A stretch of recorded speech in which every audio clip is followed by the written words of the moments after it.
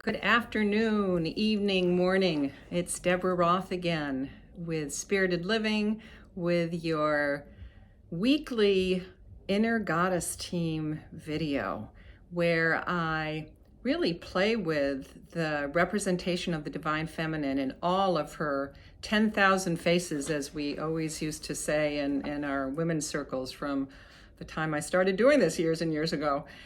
And I really do capture goddesses from around the world. And if you if you're looking at the YouTube channel, if you click the eye in the upper right corner, you'll get a deeper explanation of what or who the Divine Feminine is, and why you need an inner goddess team, why we all do, regardless of our gender. So I won't go into that with great detail. If you're watching it on Instagram, go to the YouTube channel and you can read more about the Divine Feminine there, and on my website as well. And of course, I'd always love to hear comments and any new information. This is always an exploration for me, a fascination for me, and I'd love to hear from you as well, especially those of you that know more about some of these goddesses than I do, even though I'm having a wonderful time getting to know them. So what I am focusing on, who I am focusing on today, is probably a lesser known goddess in the Roman tradition, in the Roman pantheon. And she is Juno, and she goes by several. Juno was really well known. She was like a major Roman goddess, said to be the wife. She was the wife of Jupiter, who was the Roman counterpart to Greek Zeus. So that, she's like the queen of the goddesses. And she had many different faces. And one of them is Juno Februtis is one, or februa. There are a couple different ways that she's described. And as you can imagine, with a name like that, that is said to be where the name February comes from. Now, Juno Februtis, or februa, take your pick, was celebrated apparently towards the end of February, because February was considered the time for purification. Let's see if I can find it, takes the name from the Latin februa, which means religious purification. And it was in the Roman calendar, this was the last month of the year. So the idea was that you would purify and cleanse yourself, your environment, your altars, everything around you, to prepare for the new year. What I found was interesting, that I didn't read about anywhere, but it also occurred to me, because I'm doing, at the same time, I'm doing all my new moon stuff, which is around the Pisces new moon, which is happening next week. And I'll talk a little bit more about that when we do next week's Inner Goddess Team video. And it's also the end of the zodiac cycle. So we're in Pisces. We're in the Pisces month now, and in March, on the spring equinox, that's how we know that it's the spring equinox. We move into the zodiac, moves into a new cycle, begins again in Aries. So I wouldn't be surprised, because astrology was definitely something that was recognized in Greek and Roman times. If that was, if this was another way, if this is another ending, another time to purify that they were acknowledging. So it was a time not only for purification, but also to invoke, to call on Juno Februtis, to to offer fertility and creativity. So it literally was fertility in terms of having babies, but it could be for creativity as well. So that's one hint on how you can use this energy right now. This time of year was also very much intertwined with several different powerful, important Roman celebrations. One of them was and I think I've talked about them here before, the Lupercalia. Another was the what was it called? The Parentalia, or for honoring parents. And some of those had to do with, looking at my notes here, the Parentalia, there were different days, and some of them, then they started earlier in the month. This is really kind of the second half of February, moving towards March, around Valentine's Day, interestingly enough. So one of the things that was celebrated on February 13th in the Roman calendar was the first day of Parentalia, which was peace, love, and the household gods were celebrated. And then the second day was February 14th, which was, of course, what we know as Valentine's Day, and a different aspect of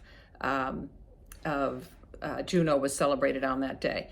So I'm telling you all this other stuff because, frankly, there's not a whole lot out there about Juno Februtis, but I realized I'd never talked about where the month of February came from, and I think that's always fascinating to me, to know where we got the days of the week and the months of the year and that kind of thing. Now, as one of the other celebrations, this is a fun one. The second day of Parentalia that was, connected with February 14th, with Valentine's Day, was the young men and priests would dress up in the skins of sacrificial goats, and they would run through the town. There was a particular route that they took with goat skin, with obviously not real heavy duty whips, but with strips of goat skin.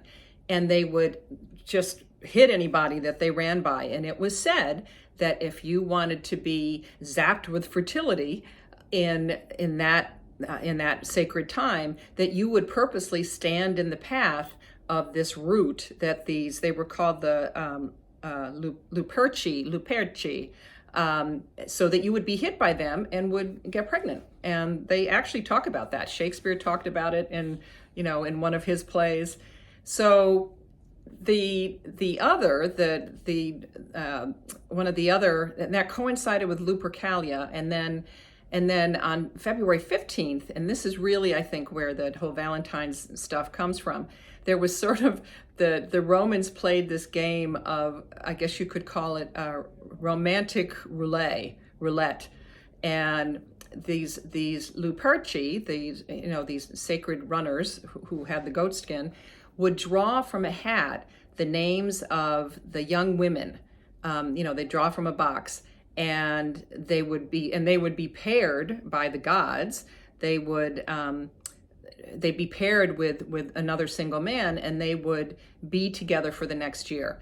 Now, at some point, one of the popes didn't like that idea at all, after, that had been this horrible pagan thing that had been around for years and years.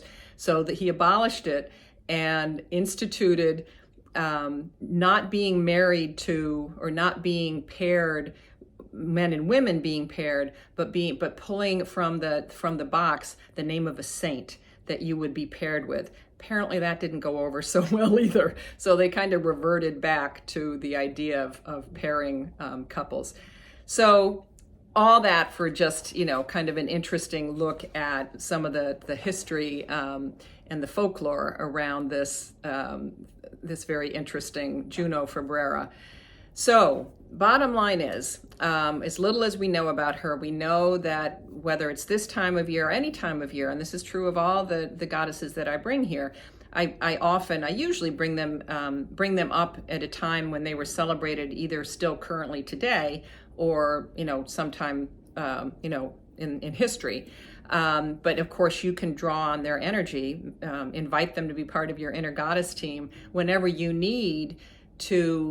feel the need to really get rid of bad, stale energy or habits or people, any kind of purification that you need on any level, and to make room for whatever's to flow in next.